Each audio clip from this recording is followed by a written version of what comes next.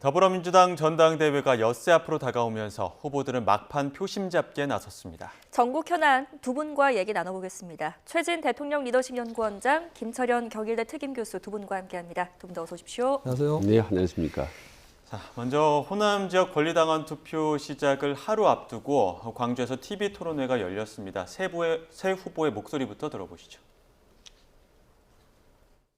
실제 경제 정책을 다뤄보시거나 아니면 이 관련된 지금 대기업의 오너들하고 일정 기간 이상 토의를 좀 해보신 적이 있으신지, 혹시 미국의 AI 관련 기업 중에 한국에 이미 합작 투자를 결정한 기업이 있다는 걸 아시는지 한번 여쭤보고 싶네요.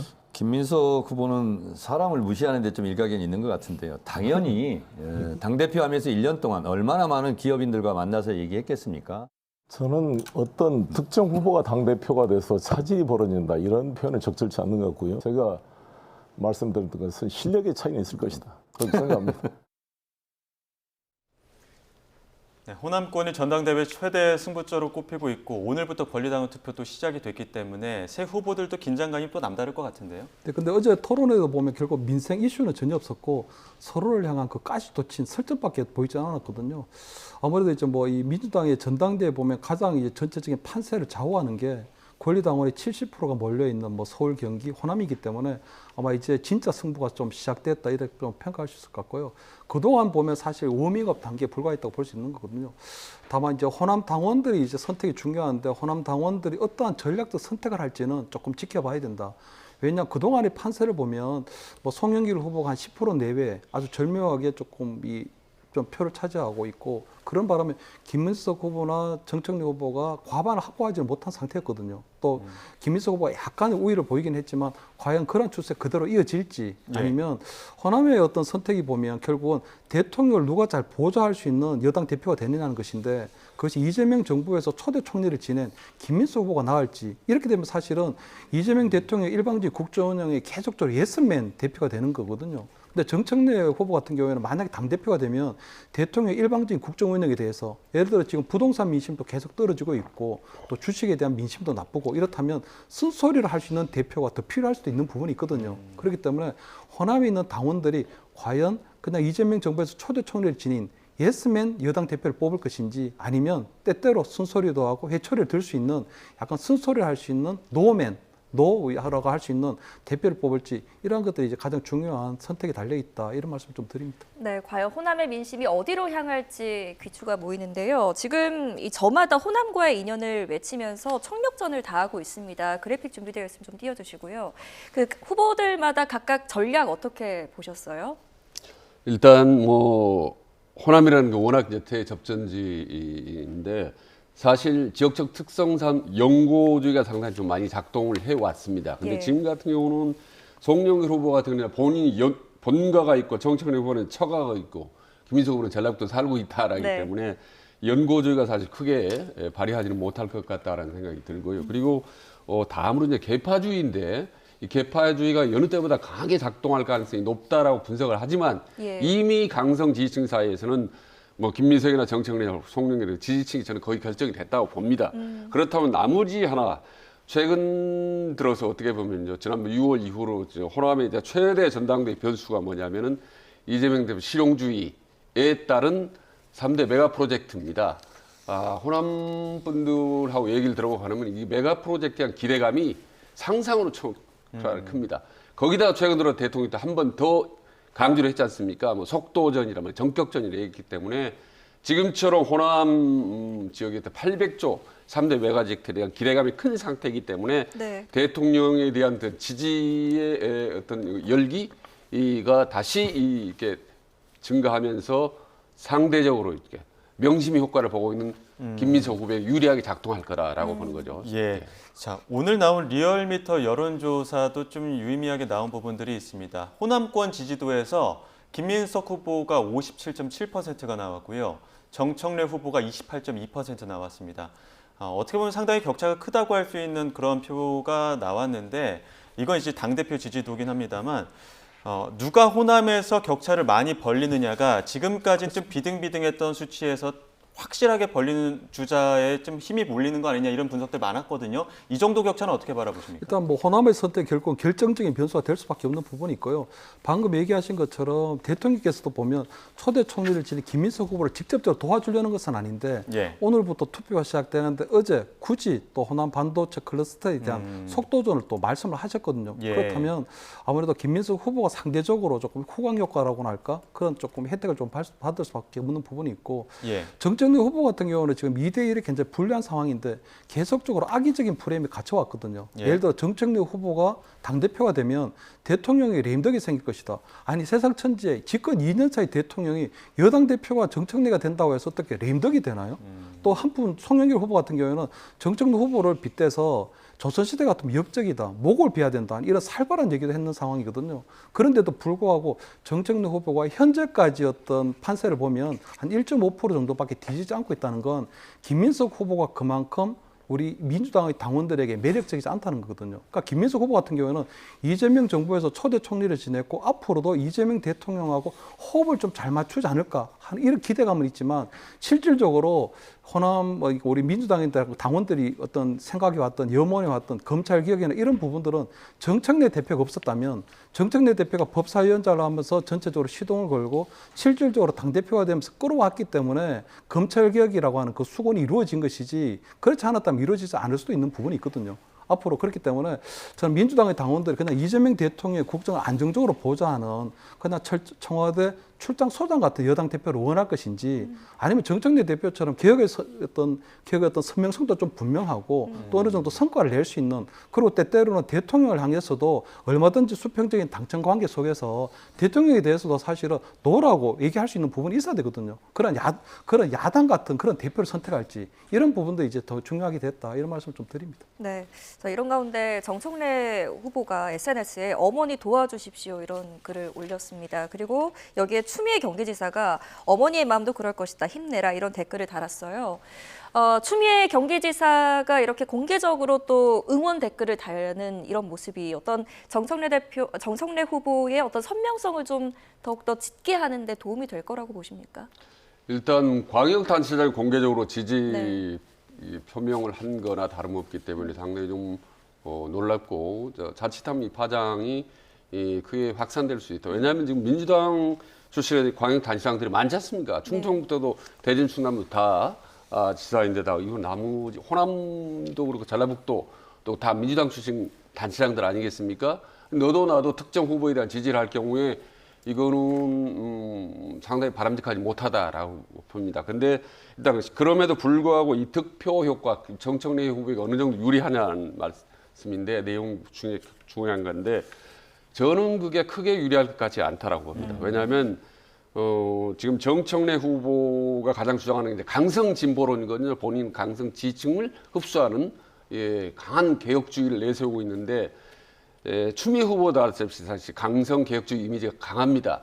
그래서 두 분 다 이렇게 강성 진보론의 이미지가 비슷하기 때문에 지지층을 좀 더 강하게 세게 결속하는 데 효과가 있을지 모르지만은 중도 성향의 당원들이라든지 농건 성향의 당원들을 더 끌어당기 흡수하는 데는 한계가 있을 수밖에 없다.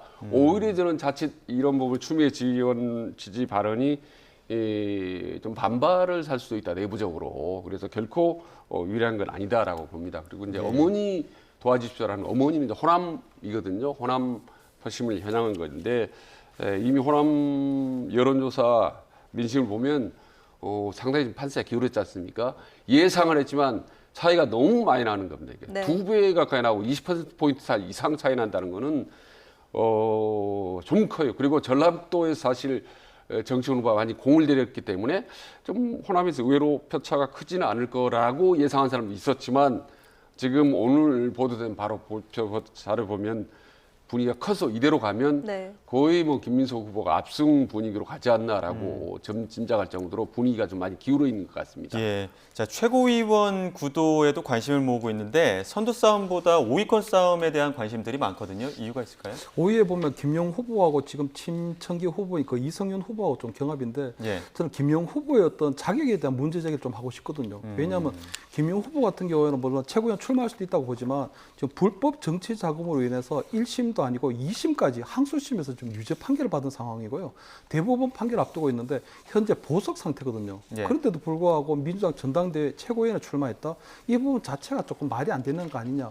물론 본인이 볼 때는 뭐 본인의 어떤 재판과 관련해서도 어떤 사건 관련해서도 검찰에서 조작을 했다고 하는데 이것이 검찰 단계면 전 조작이라고 하는 주장이 몇 개 들 수 있지만 1심에서도 유죄, 2심에서도 유죄를 받았는데 아직까지도 그러면 조작이 됐다고 얘기하면 결국은 사법부의 판결을 이거는 부정하는 거랑 마찬가지거든요. 그런데도 불구하고 저는 민주당의 당원들이 그냥 이 김영우 후보가 대통령의 최측근이다. 성남시장 시절 때부터 그냥 대통령을 보좌한 사람이기 때문에 한 표를 몰아주는 이런 때 과연 바람직한 상황이냐 이렇게 좀 말씀 좀 드리고 싶고요. 결국 김영우 후보가 이렇게 최고위원 후보에 출마하고 나중에 당선이 되게 되면 결국은 대통령의 사면을 좀 염두에 두고 있는 걸로 보이거든요. 대통령께서도 틈만 나면 쌍방울 대북 성공과 관련해서도 조작 기소된 거다. 이거 조작됐다. 우리 송영길 후보 같은 경우에도 전당대회 돈봉투 관련해서도 이것도 경찰에서 조작한 사건이다. 조국 전 대표 같은 경우에 대법원 판결이 났는데도 불구하고 자녀 입시 비리가 여전히 조작됐다는 투로 얘기를 하고 있는 부분이 있어서 결국은 본인이 대법원 판결이 확정된다고 하더라도 대통령이 올해 연말에 성탄절로 특사를 풀어주거나 또는 내년 3.1절에 뭐 3일 한다거나 이런 것들을 노리는 게 아니냐. 결국 그런 부분들이 결국 김영우 후보 이번에 아마 최고위원 출마하게 된 부분이 있는데 저는 이 부분에 있어서도 호남의 당원들이 정상적이라면 이런 부분들에 대해서도 나름대로 당원들이 심판하고 잘못을 구분해내지는 그런 역할을 해야 되지 않을까 이런 말씀을 좀 드립니다. 네, 자 이제 국민들의 삶과 직결되어 있는 민생 현안으로 주제를 좀 바꿔보겠습니다. 정부가 이번 주에 부동산 공급 대책 발표할 것으로 예상이 되는데요. 지금 그린벨트 해제 카드까지 검토되고 있는 것으로 전해집니다. 어떤 내용이 담길 것이고 효과는 어떻게 보세요? 지금 어쨌든 이 효과나 이 내용 부분에 대해서 아마도 저희 국민들보다 대통령이나 청와대가 훨씬 더 많이 기대를 할 겁니다. 네. 최근 여론조사도 지지율도 좀 주춤하고 있는데다가 민주당 이제 당권 투쟁에 대한 국민들의 불만도 많지 않습니까? 그래서 이번 같은 경우는 이제 국민이나 대통령이나 기대가 많을 텐데 네. 아마 제가 보니 이제 중요한 거는 이번 프로젝트가 이제 서울이라든지 수도권에 대한 중심부에 대한 공급 부지가 결정될 가능성이 높다라는 겁니다. 일단 아시다시피 강남 지역, 이제 핵심 지역들 공공부지 거론되고 과천 경마장까지 거론되고 심지어 여의도 일부 지역까지 거론 정도로 핵심 지역이 거론되기 때문에 과거하고는 이렇게 파급 효과, 공급 효과 크다라는 거고 또 하나 이제 주목되는 거는 지금 속도전, 부동산 속도전입니다. 그래서 통상 계획해서 입주까지 한 10년 걸리는데 이번 같은 경우는 거의 2년 내에 바로 착공할 수 있는 최단기 공급 효과를 낼 수 있는 이런 정책을 대통령이 독려하고 있기 때문에 이 부분에 기대되는 거가 크고요. 그리고 마지막으로 사실 이제 공급하면 그 혜택을 누가 벌었냐가 사실 제일 중요합니다. 네. 사실 그 부분이 막연하기 때문에 그리고 기간이 많이 걸리기 때문에 부동산 공급 확대 효과가 좀 시간이 지연될 가능성이 높습니다. 그런데 이번 같은 경우는 사실 이제 타겟이 청년, 신혼부부, 무주택자 이렇게 명확하거든요. 그래서 다른 때보다는 이번에 공급 확대에 대한 기대 효과가 상당히 좀 클 거라고 좀 예상을 좀 합니다. 자, 지금 정치권에서 특히나 또 야당이 부동산을 고리로 한 공세도 굉장히 매섭습니다. 정치권의 공방 이야기를 모아봤는데요. 듣고 오도록 하겠습니다. 장동혁 대표와 그 한병도 원내대표 이야기를 모아봤는데요. 관련 목소리 들어보시죠. 이제는 하다 폐버스로 청년 주택을 만들겠다는 이야기까지 하고 있습니다. 해프닝으로 봐달라는데 청년들에게 폐버스에서 살라는 얘기하지 말고 민주당 국회의원 사무실부터 폐버스로 옮기기 바랍니다. 이래서 국민 주권 정부가 아니라 국민 포기 정부라고 이야기하는 겁니다. 정부가 공급대책 마련에 노력할 동안 국민의힘은 말폭탄을 쏟아내며 부동산 정책을 정쟁으로 몰아가고 있습니다. 윤석열 정부와 오세훈 시정 그리고 당시 여당이었던 국민의힘의 무능함이 현재의 공급 절벽을 초래한 주범임을 감안하면 너무나도 무책임하고 모렴치한 주장입니다.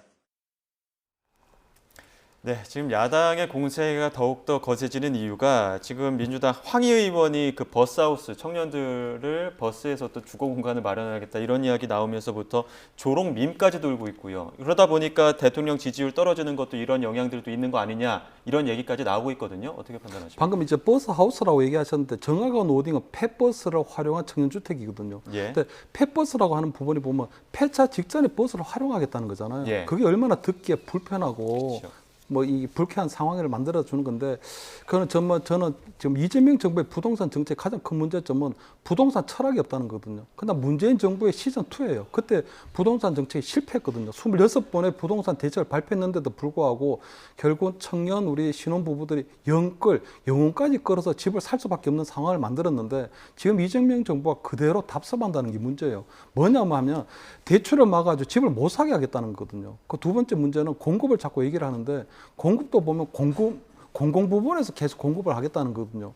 예를 들어 용산공원이라든가 그린벨트라든가 또는 우리 태릉에 있는 시시 뭐 육군 사관학교 이전이나 이런 것들은 사실 미래 세대의 자산들이거든요. 그럼 미래 세대를 위해서 얼마든지 남겨야 되는 부분들이고 국민의힘에서 계속적으로 얘기하는 부분이 뭐냐면 부동산 공급에 있어서는 민간 개발업자들의 역할을 강가하지 말아달라는 거예요. 과소평가하지 말아달라는 거거든요.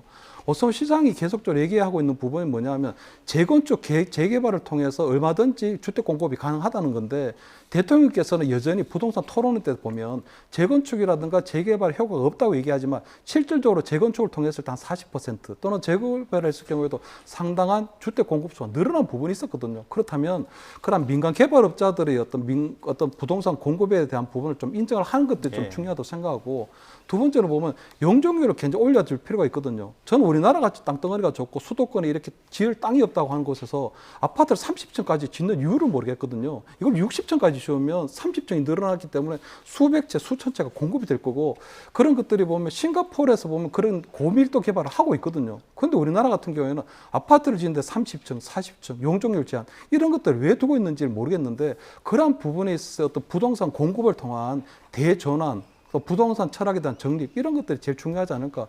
계속적으로 지금 부동산 공급을 하는 부분보다는 자꾸 수요를 억제하고 억누르고 대출 규제하고 한 이런 식으로는 절대로 이재명 정부의 부동산 정책이 성공할 수 없다. 그래서 시장도 외면하고 있다. 이런 말씀을 좀 드립니다. 네, 민주당에서 수습을 하고 있기는 한데 분노하는 청년 민심을 잠재우기에는 쉽지 않은 것으로 보입니다. 계속해서 국민의힘 이야기도 좀 해볼까요? 지금 장동혁 대표가 이제 당내 그 원외에 있는 그 당협위원장까지 좀 인적 쇄신을 하겠다라고 하면서 강조를 하고 있습니다. 근데 이게 쇄신을 빙자해서 비주를 솎아내기가 아니냐 이런 이야기가 나오거든요. 이 성격 어떻게 보십니까? 그 일단 뭐 장동혁 대표가 정가 보도가 두 개 있지 않습니까? 하나는 이제 윤리위 원인데 그 잘 통하지 않고 윤리위 내부가 계속 이제 공과로 집안처럼 가기 때문에 그래서 징계 정치가 별로 효과를 못 거두고 있죠. 근데 또 다른 이제 정가 보도 마치 이제 도깨비 방망이처럼 이제 형성되는 게 그러니까 조직 강화 특위입니다. 이거요. 정치에 관련된 사람이거나 당협위원장, 국회의원들이 제일 무서워하는 게 조직 강화 특위입니다. 네. 여기서 이 빌미라든지 핑계다 하면 얼마든지 당협위원장 거치할 수 있고 거기다가 징계라든지 가산 좀 막도 혹은 감점을 주지 않습니까? 그럼 다음 공천 때 치명적으로 보니 그게 마이너스 효과가 되기 때문에 가장 두려워하는 거죠. 근데 이 두 번째 가지고 있는 조직강화특위위원회라는 이 도깨비 방문 끄집어냈는데 과연 이 부분도 얼마나 통할지는 모르겠습니다. 사실 왜냐하면 징계위 징계정책이 이제 실패나 다름없기 때문에 네. 지금 조직 강화를 하겠다. 말하자면 이제 당권을 앞두고 상당히 당심을 어떻게 보면 이제 공포감을 조정해서 본인이 어떤 좌지우지할 수 있는 큰 또 다른 칼을 한번 휘둘렀기 때문에 일시적으로는 상당히 이제 원외위원장, 국회의원들이 좀 주춤하고 두려워하겠지만 또 이거 시간이 지날수록 어떤 불공평, 편파 논란이 일면서 이것 또한 역풍을 맞을 가능성이 높다라고 보는 겁니다. 예, 지금 장동혁 대표 26일 개혁안 발표 앞두고 당원 중심 정당 계속해서 강조하고 있습니다. 어떤 의도라고 보십니까? 그래서 이제는 뭐 지방선거 이후에 불거졌던 그 당대표 사퇴론을 이제 버텨냈거든요. 그렇기 때문에 지금 생각보다 장동혁 대표 당권 체제가 생각보다 견고하거든요. 처음 같은 경우에는 그 사퇴론에 맞서기 위해 가지고 징계라고 하는 부분을 꺼내들었는데 지금은 징계 국면을 넘어서 상당히 이제 당권 굳히기 차원이라고 좀 봐야 될 것 같고요. 이번에 새신당 같은 경우에도 당원 중심 정당을 얘기하는 거 보면 결국 당원들의 어떤 의사결정에 참여도를 높이겠다는 걸 보이는데, 이렇다면 아마 전당대회에서 이제부터는 국민 여론조사는 빼고 오로지 당원 100%로 가는 그런 정당 구상을 좀 하고 있는 걸로 보이거든요. 그렇다면 결국은 지금 현재까지는 장동혁 대표 사퇴에 대해서 얘기했는데, 장동혁 대표는 지금 실질적으로 당권 지키기보다는 내년에 임기가 끝난 이후에 대표 연임까지도 고려한 정치적 포석을 하고 있는 것이 아니냐. 그렇다면 그 정도로 지금 이 장동혁 대표는 당권 유지라든가 계속적으로 당권 강화하는데 이제 자신감을 가졌다는 걸 볼 수 있거든요. 그렇다면 그동안 우리 쇄신파들이 보면 장동혁 대표에 대한 사퇴론에 대해서 계속적으로 뭐 기우제 지내는 식으로 계속 사퇴를 얘기해 왔는데, 그러한 부분들이 이제 좀 잦아들 가능성이 높다. 특히 방금 얘기한 것처럼 징계 정치하는 데서 가장 중요한 게 공포거든요, 공포. 그러니까 징계를 받게 되면 당원권이 정지되고 차기 총선에 출마할 수 없고, 또 이번에 조직 강화 특위를 통해서 만약에 어떤 의정 활동 평가를 받게 되면 거기서 불이익을 받게 되면 출마할 수 없게 되고, 그렇다는 건 결국 장동혁 지도부에 대들게 되면 정치적 손해를 받을 수 있다는 확실한 효과가 있기 때문에 앞으로 저는 장동혁 대표가 나름대로 이제 더 이상은 이 당권 유지보다는 이제 대표 연임 그리고 차기 대권까지도 고려한 그런 전체적인 포스를 갖고 이제 움직이는 것이 아니냐, 이렇게 뭐 평가합니다. 예, 알겠습니다. 여기까지 듣겠습니다. 지금까지 최진 대통령 리더십 연구원장, 김철현 경일대 특임교수 두 분과 함께했습니다. 고맙습니다. 네.